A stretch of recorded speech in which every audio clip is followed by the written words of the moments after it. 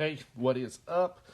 We are going to keep on moving on into this triple integral stuff. So today we're going to look at what's called triple integrals, but we're going to get a brand spanking new coordinate system, right? These are called spherical coordinate systems, right? And we've seen a few, right? We've always started off with the rectangular system, right? Rectangular coordinate system, right? That's just your XY plane. Right, so we make our x-axis, our y-axis, and so on. Right, we saw the polar coordinates system. Right, that's where we're given some point r comma theta. Right, to where we take this ray of distance r, swing it out an angle of theta. Right, and that's how we get our points in that particular coordinate system. Right, the latest system that we saw was the cylindrical coordinate system. Right. So remember, these came with three different values, right? This was r, theta, and z. Right? So if I had a three-dimensional point here, in this two-dimensional plane, we did our normal polar coordinate stuff where we came out a distance r, swung out an angle of theta, but then we also went up a distance of z to get to that point. All right. So we've got those three coordinate systems, and we're going to throw a brand spanking new one on top of it now. Right, that's called our spherical coordinate system. Okay, so here are the parameters for the spherical system. All right, this is also a three-dimensional system. Right, and the parameters that we're going to use to define points will be like this, right? Again, in three dimensions in the rectangular system, we had some point x, y, and z, right? We're going to call this point P now rho, theta, phi, right? So again, the way you can read that, again, that's rho, that's theta, and that is phi, okay? So all of these three values, just like the x's, the y's, and the z's, are going to be needed, right? So here's what's going to happen for these, right? I'm going to have my x, y, and z system, right? This rho, right, that's going to be the length from the origin, right? Kind of like in the polar coordinate system, right? We had r and theta, where r was our length, right? Rho is going to be the length here, okay? And theta is going to be the same thing it was for the polar coordinate system. All right, so this is going to be the rotation in the xy plane, right, that we'll have, the angle rotation there. Right? And then phi, is going to be defined as this, right? So let's say I've got this point right here, which again in the rectangular system would be y and z, right? So remember, rho is just going to be the distance from the origin out to this point, right? So that's going to be rho, right?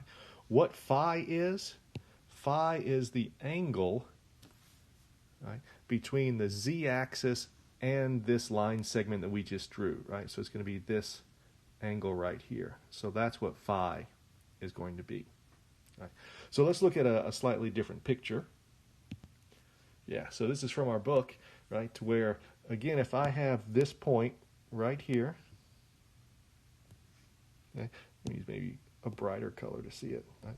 So that point right there, again, what we would normally do is we have some ray of length rho, so we'll start out here. We will rotate it out in the xy plane to here, and then we'll rotate it from the z-axis down to there, right? And that will define this line segment where the very end of the line segment is that point right there. So that point P, again, we'll define as rho, theta, and phi. Okay. So that just gives us another way to identify points in three dimensions. Right? And just for a few conventions here, right, we want to make sure that rho, that distance, is greater than or equal to 0. Right? Now, I know in some of the things we've done in the past, especially with polar coordinates, where maybe that value r could be a negative number, right, to where we moved backwards from the origin. Right? Well, here we're just not going to deal with that, because what we can do is we can just rotate phi or theta enough to get me to that point. So for now, let's just assume that rho, that distance, is going to be positive. All right? And we want we want phi to be an angle that gives us something over here, right? So what we can do is we can let phi run between 0 and pi, right? So if we have these parameters, we should be able to draw any point in 3 dimensions using these coordinates, okay? So for our spherical coordinate system, we have to start asking ourselves a few things. For instance, what do some of these spherical graphs look like? Right. So for instance, in the rectangular, the equation for a sphere might look like x squared plus y squared plus z squared equals some radius squared. Okay. In polar coordinates, well, remember polar coordinates, those are 2-dimensional, right? So we don't have a way to do it in 2 dimensions. We could get a circle, right? I could say like r squared equals 9, and that would give me the equation for a circle. But for 3 dimensions, that's where we want to go back and look at the cylindrical coordinate system. Okay? So for the cylindrical coordinate system, if you recall, if we had x squared plus y squared plus z squared equals 9, then x squared plus y squared we could switch out as r squared. And then I could solve that for z squared. Right? So maybe I could write this as z squared equals 9 minus r squared. Okay. All right. What about for this for these spherical pictures, right? How could I look at a graph and know exactly what a sphere is going to be? Right? Well, again, if we think about what this picture might look like, if I drew a sphere in here, right, that's centered at the origin. Wow, I really have to get better at this thing. Right? What you would notice is that the distance from the origin out to the edge, if it's a sphere, is going to be the same thing every single time. Right? What defines the distance from the origin out to the edge? That's that variable rho. Right? So for sphericals, all we need to have here is rho is equal to some type of a constant. And that'll give me a sphere. Right? So here's a little bit of a better picture. Yeah. So their sphere's a little bit better than mine. Okay. So this is what a sphere is going to look like in spherical coordinates. It's just rho equal to some type of a constant. Right. So again, the idea is that you start at the origin and you go out to the edge of that sphere, and it's always the exact same distance. So rho is fixed every single time. So rho is going to be a constant. Right. So if I had rho equals 3, that's a sphere of radius 3. Okay. All right, so that's one graph that you might want to start thinking about, right? So if I ever gave you this and said rho equals 4, then you know it's going to be a sphere centered at the origin. All right. What's another graph that we can look at? Okay.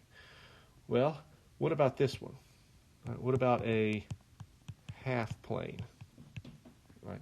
And we'll call it a half plane because what we're going to do is we're going to start our plane here in the xy axis and go up. Right? So, or I take that back.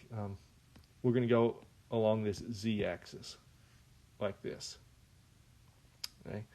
So, how do I get a point over here in this particular plane that's just off this z-axis? Well, one thing that we could always do is I could start here on the xy axis, there on the x-axis, and just rotate out until I get to that particular point. Okay? So what variable am I talking about here? Well, it's theta. Right? So for this half plane, I could have theta is equal to some constant. Right? Because again, if you notice here, I'm not talking about my values for rho or phi or anything. it's always going to be that value that hits that particular plane. Okay, so here's again a little bit of a better picture. All right, and yeah, again their picture looks a little bit easier to follow than mine. All right, so again we've got a second equation. Right, if I gave you rho equal a constant, it's a sphere. If I gave you theta equals a constant, we're talking about a half plane right here. All right, and the third picture I would like you to know off the top of your head is going to be this one, right? At least this equation. Right?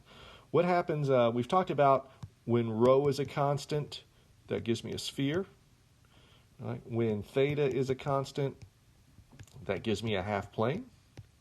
So what about when phi is a constant? Right? What's that going to give me? Okay. Well, if you remember what phi is, that's how far we rotate off the z-axis. So if phi is a constant, that means when I rotate from the z-axis to here, that's going to be phi. Whoops. Or if I come the exact same number over here and let that be phi, or if I come down here and let that be phi, right, depending on how you draw this thing, what we're picturing here is something that's going to look like this thing. Right? And that gives me a half cone. Right? So again, here's a better picture for you. All right, so again, you can see what happens here when phi equals c. Right? If it's between 0 and pi over 2, that means I'm just opening it up so far to there. But when it's between pi over 2 and pi, that means I start here. Right to there gives me pi over 2, so I'll have to go all the way around down here to get the half cone being underneath there. All right. So if I said to you phi equals pi over 4, that's a half cone that's going up like that. If I gave you phi equals 3 pi over 4, then that gives me this cone that's opening down like that. All right. So here are the three basic pictures that you probably need to know off the top of your head. Okay. All right, so let's talk about how we can convert back and forth between the rectangular and our spherical. Right. So if I gave you some point here, x, y, and z, how can I convert that into rho, theta, and phi? Okay. Well, let's look at this particular picture. All right, I kind of messed up my recording there. Sorry, let me see if I can say this again. Here's how we could figure out what z is going to look like. Right? And what we're going to do is we set up a bunch of triangles. So if you look at what I have here in red, if you look at this triangle, if I kind of redraw it down here, right? There's my right angle. See, looks like rho is the side opposite. Well, let's see, phi, where's phi? Oh, here's phi, right there. So if I put phi right there, z is the adjacent side, and rho is the hypotenuse. So if you think your SOHCAHTOA stuff, cosine of phi is the adjacent over the hypotenuse, right? Which tells me that z is going to equal rho times cosine of phi. Right? So that's how we can substitute out for z. Okay? Let's look at a different triangle.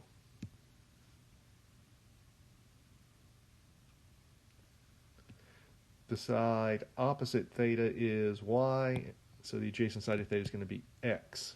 Okay. All right. So if we look at some of these things, what can we come up with here? Well, if you think about cosine of theta, right, cosine is the adjacent over the hypotenuse. Right? So that tells me that x is equal to r times cosine of theta.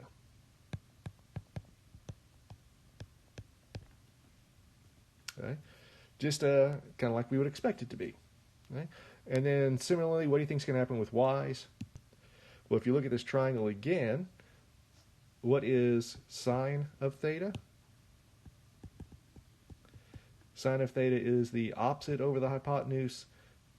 right? So that says that y is equal to r times sine of theta. Okay. All right, now can we actually define these things a little bit more? If we look at this triangle, how could I try to come up with a trig identity that will help me identify rho? Or, excuse me, how can I use it to identify r? Well, let's look at this particular triangle. Okay. So let's look at the triangle which uses r, phi, and rho, which is this triangle right here.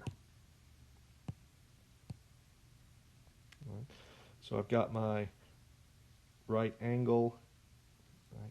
And let's see, the side opposite the right angle looks like rho, side adjacent is r, right? And this angle is phi. Okay? So if we think about it from phi's point of view, what is sine of phi? Well, it's the opposite over the hypotenuse. Right? So that says that r is equal to rho times sine of phi. Okay? So what I could do is I could go back up here to x, and I could rewrite that as x equals, instead of r times cosine theta, I could say rho sine phi and then cosine theta. Okay? And we can do something similarly for y, where, again, r is rho times sine of phi, and then we still got that sine of theta hanging out there as well. Right? So all I did was I took a way to rewrite r in terms of these variables right there. Right? And we can come up with another little equation to help us out, because remember, in polar coordinates, r squared was x squared plus y squared. Again, we can do something similar here, to where rho squared is actually going to be x squared plus y squared plus z squared. Okay? And you can get that just from the distance formula.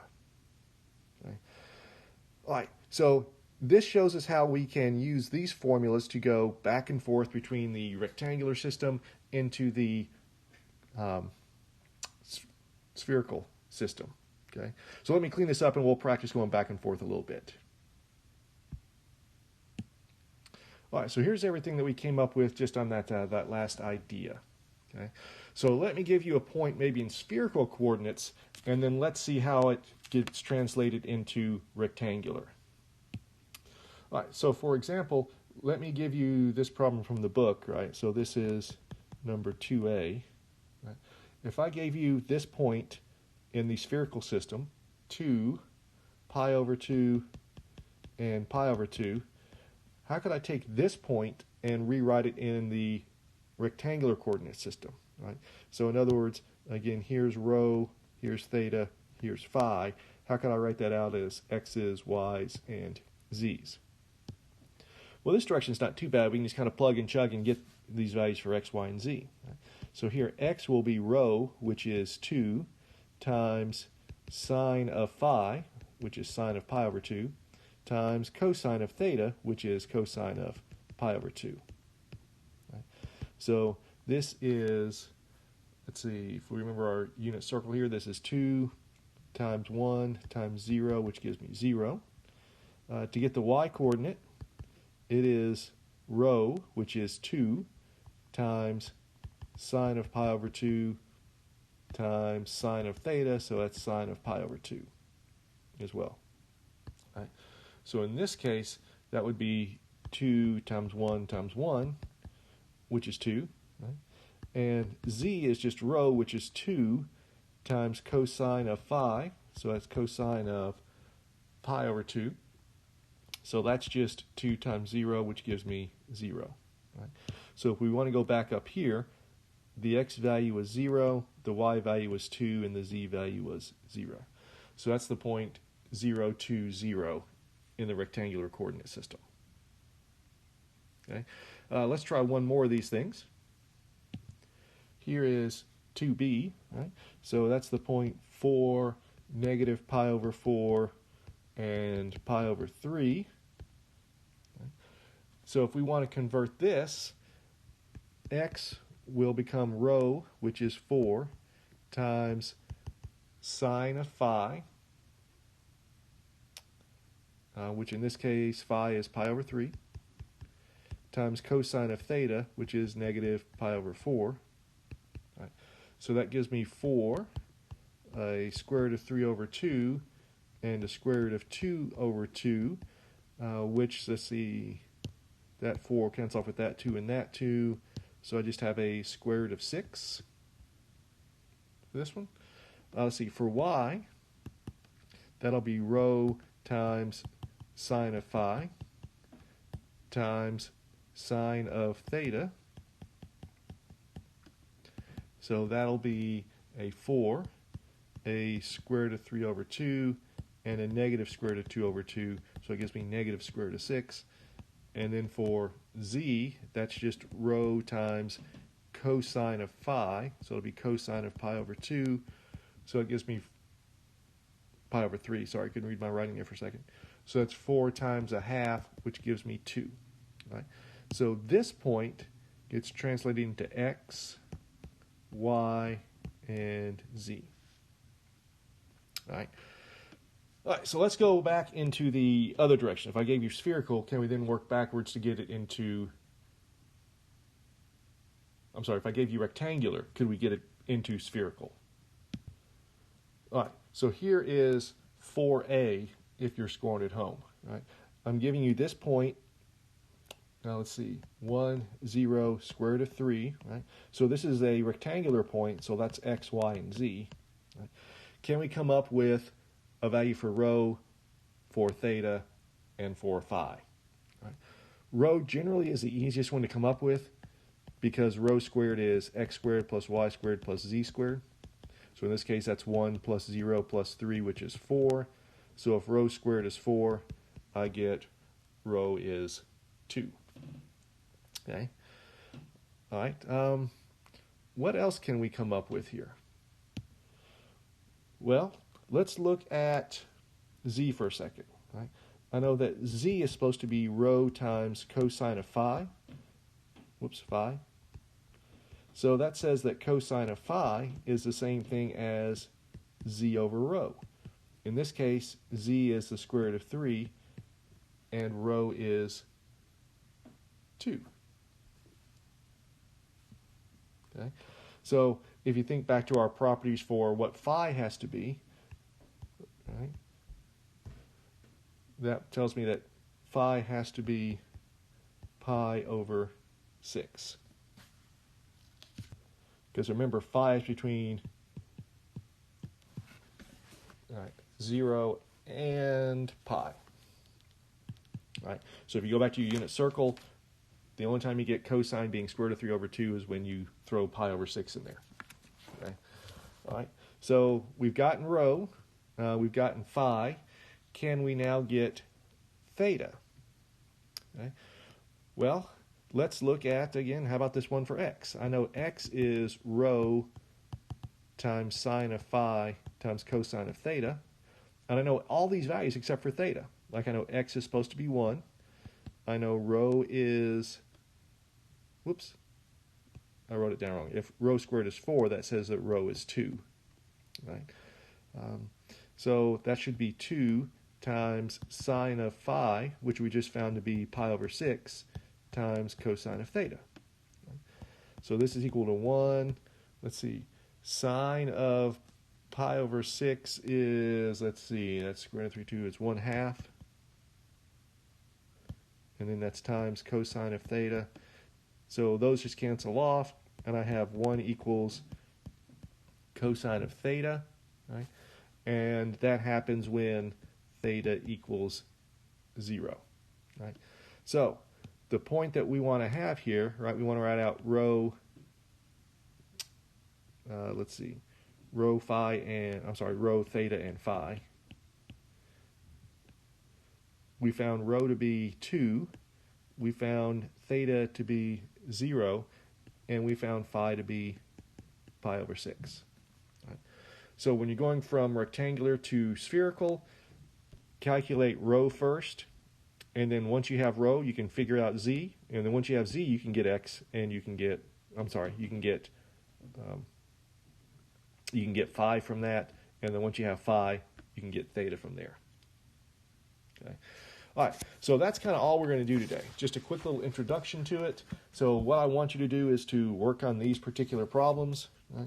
So in 12.7, let's take a look at 1, 3, 5, 6, 7, 8.